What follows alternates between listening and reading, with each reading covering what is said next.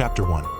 The asylum's dark history. The Willowbrook Asylum had stood in eerie silence for over 50 years, its crumbling walls holding onto secrets too horrifying to speak aloud.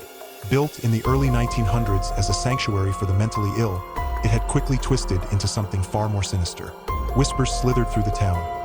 Patients spoke of a nurse who walked the halls long after midnight, her footsteps deliberate, her intentions unfathomable. She wasn't just a caretaker. She was a butcher in white. The reports were fragmentary at first, patients waking up with fresh stitches they didn't remember receiving, others vanishing from their beds without a trace. Then came the full horror. Unauthorized lobotomies, limbs removed and reattached in grotesque configurations, the muffled screams from the basement operating theater. When the truth finally surfaced, the asylum was condemned overnight. But the nurse? She never checked out. Chapter 2. The dare that went wrong. Jake tightened his grip on the camera, his breath fogging in the cold October air. Beside him, Lisa clutched her flashlight like a lifeline, her knuckles white. Marcus, ever the skeptic, smirked. "Come on, guys," he taunted, though his voice wavered just slightly. "You really believe in some ghost nurse?" The moment they stepped inside, the air turned thick and stale, heavy with the scent of mildew and something sharper. Antiseptic, lingering like a curse. The walls were a patchwork of peeling paint and water stains, the remnants of rusted bed frames and leather restraints swaying gently, as if disturbed by an unseen presence. Then, they heard it, a slow, deliberate shuffling, like stiff leather soles dragging across cracked tile. Lisa's breath hitched. Did you hear that?" Jake swallowed hard, his pulse hammering in his throat. "Yeah, I heard it." Chapter 3. The first sighting. Lisa's flashlight flickered as they rounded the corner, the beam trembling in her shaking hands. To the far end of the hallway, a figure stood motionless. A nurse. Her uniform was stained yellow with age, the fabric stiff and crusted with dark patches that could only be blood. Her face was gaunt, her skin waxy and unnaturally pale, stretched too tight over sharp cheekbones. And her lips curled into a smile too wide, too many teeth. "Visiting hours are over," she whispered, her voice like dry paper crumbling. The group froze, terror rooting them in place. Then, darkness. The flashlight died. The air turned to ice, and from the blackness, the slow, steady creak of a gurney rolling toward them. Chapter 4. Trapped inside, a door slammed behind them with a force that shook the walls. Marcus yelped, spinning around, only for something skeletal and cold to wrap around his ankle. He screamed, kicking wildly as a gnarled hand, bones visible through rotting flesh, dragged him toward the darkness beneath an old hospital bed. Jake's camera swung wildly, the lens catching fractured glimpses.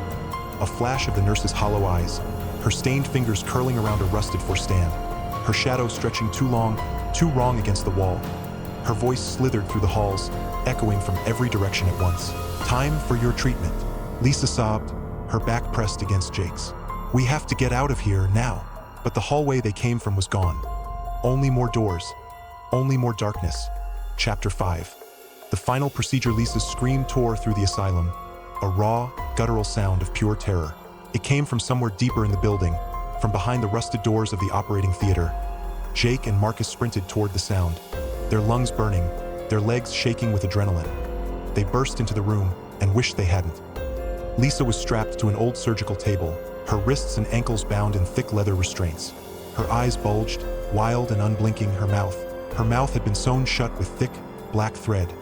The nurse stood over her, humming softly, a rusted scalpel glinting in the dim light. She turned her head slowly, her neck cracking audibly, and fixed them with a gaze that made their blood turn to ice. "You're all patients now," she giggled, the sound high and unhinged. Marcus stumbled back, his face drained of color. And no. The nurse's smile widened, and then the lights went out again. Chapter 6. The escape, or was it? Jake didn't remember running. He didn't remember how he made it back to the entrance, his lungs on fire, his vision blurred with tears. He only remembered the sound of Marcus's screams cutting off abruptly, the click of the asylum doors locking behind him as he collapsed onto the dead grass outside. When the police found him, he was curled into a ball, muttering the same phrase over and over.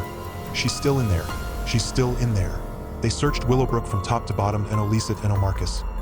Only a single, blood-stained nurse's cap lying in the middle of the hallway as if it had been placed there. Waiting. Epilogue. The footage that survived Jake's camera was recovered, but most of the footage was unusable, garbled static, distorted screams, fleeting glimpses of something moving just out of frame. But the last clear image? The nurse, standing directly behind Jake, her decayed fingers resting on his shoulder, her lips parted in a silent, hungry grin. And on the wall behind her, scrawled in what looked like fresh, dripping blood, "Come back for your next appointment."